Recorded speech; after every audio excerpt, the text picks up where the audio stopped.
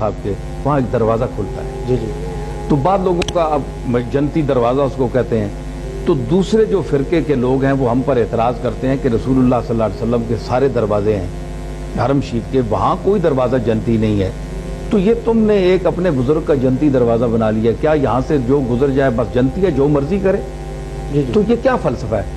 तो मैं उनसे यही कहता हूँ कि ये मतलब नहीं है कि ये जन्नती है। हमारे हज़रत निज़ामुद्दीन औलिया एक बहुत बड़ी शख्सियत हैं, हम उन पर झूठ का वो इम्कान जो है वो उन पर नहीं तोहमत लगा सकते कि माज़अल्लाह उन्होंने इतना बड़ा झूठ बोला होगा। दूसरे दरीदा दान कह सकते हैं, हम तो नहीं कह सकते, नहीं है। तो इतना बड़ा शख्स कह रहा है कि मैंने रसूलुल्लाह को की ज़ियारत की, बाबा फरीद के उस दरवाजे पर खड़े थे और वो फरमाया कि मन दखल हाज़िहिल बाबा अमना, जो इस दरवाजे से दाखिल हुआ वो अमन में आ गया।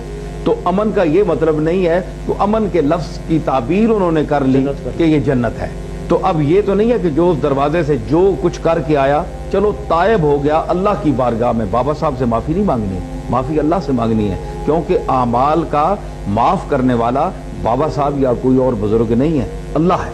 अल्लाह से माफ़ी मांग के बाबा साहब के दरवाजे पर से गुजरे और ये कहे कि मैं आज से बाबा फरीद का तर्ज अमल इख्तियार कर रहा हूँ, या मेरे मालिक मुझे माफ़ी दे और मैं इस दरवाजे से गुजर रहा हूँ और वादा करता हूँ, बस अल्लाह उसको जन्नती बना दे, वो ठीक है। इकरार की मैं उनसे ये कहता हूँ कि अब जो कहे नहीं जी जन्नती है, जो कुछ बाहर निकल कर फिर जो भी अमल करे वो जन्नती है बहरहाल, तो मैं उनसे कहता हूँ कि कुरान मजीद, ये तो आपने दरवाज़ा हज़रत निज़ामुद्दीन औलिया के हवाले से इसको आप कहते हैं ना, तो जो कुरान मजीद में है मन दखलहू काना आमिना, कुरान ने बैतुल्लाह शरीफ के लिए कहा कि जो इस घर में दाखिल हुआ वो अमन में आ गया, वही लफ्ज़ अमन वाला। मक्का के मौके पर हुजूर का यानी जो हज़रत निज़ामुद्दीन ने को हुजूर ने फरमाया ना, ये कश्फी एक हदीस है, ये उलमाए ज़ाहिर में इसको तस्लीम नहीं किया जाता।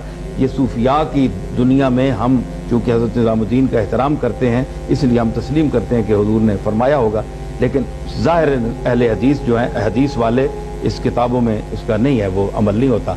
तो ये यहाँ भी लफ्ज़ आया कि वो अमना, कि मन दखला हाज़िहिल बाब अमना, जो फरीद के इस दरवाजे से दाखिल हो गया वो अमन में आ गया। तो कुरान मजीद भी कहता है मन दखलहू काना आमिना, जो बैतुल्लाह में दाखिल हो गया वो अमन में आ गया। तो अगर बैतुल्लाह में दाखिल होकर कोई शख्स हज करके बाद में वही चोरी चकारी करे, बदकारी करे, फिस्को फजूर करे, दुनिया का हर बुराई करे, तो क्या वो जन्नती होगा?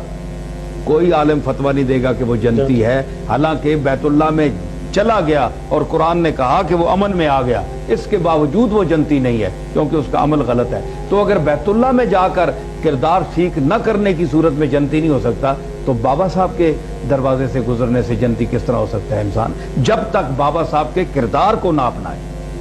बड़ी मोहब्बत